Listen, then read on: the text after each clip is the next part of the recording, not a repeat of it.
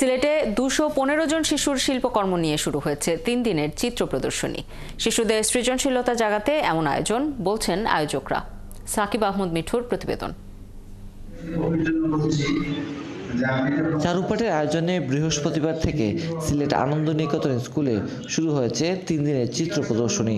5 বছর থেকে 15 বছরের শিশু শিল্পীরা রং তুলিতে এঁকেছেন নিজের কল্পনা, 71 এবং 24-এর গণ অভ্যুত্থান। আমার ছবি আঁকতে খুবই ভালো লাগে। আমি মনে করি যে ছবি আঁকলে আমার মনে যে ভাবটা আছে আমি ওইটা ছবি আঁকার মাধ্যমে প্রকাশ করতে পারি। এটা যখন মন খারাপ থাকে তখনও ছবি আঁকা যায়, যখন মন ভালো থাকে তখনও ছবি আঁকা যায়।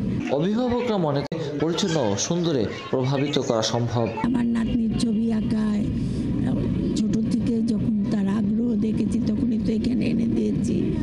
এখন পর্যন্ত সে যতটুকু করেছে ভালো লাগে। মুখ দিয়ে না যতটা প্রকাশ করা যায়, ছবির মাধ্যমে বাংলাদেশের ঐতিহ্যকে সুন্দর করে তুলে ধরা যায়, সুদূর আমেরিকাতে কিংবা ব্রিটেনে কিংবা অন্য কোনো সুদূর দেশে বসে।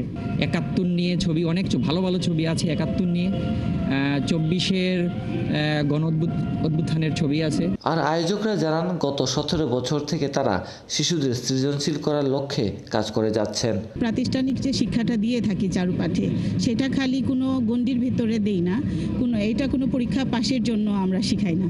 আমাদের উদ্দেশ্য থাকে যে একটা বাচ্চা তার কল্পনার জগৎ ক্যানভাসে তুলে ধরতে পারে।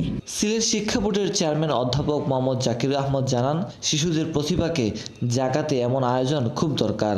এই সেক্টরে যারা আছেন সবাই এগিয়ে আসবেন এবং যারা অবসর আছেন, যাদের প্রচুর পরিমাণ সময় আছে অথবা সময় করে নিয়ে হলো এদের এই কাজটাকে এগিয়ে নিতে হবে, এটা তো ভালো।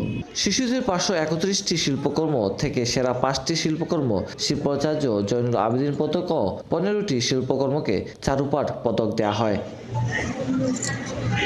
সাকিব আহমদ মিঠু, 71 সিলেট।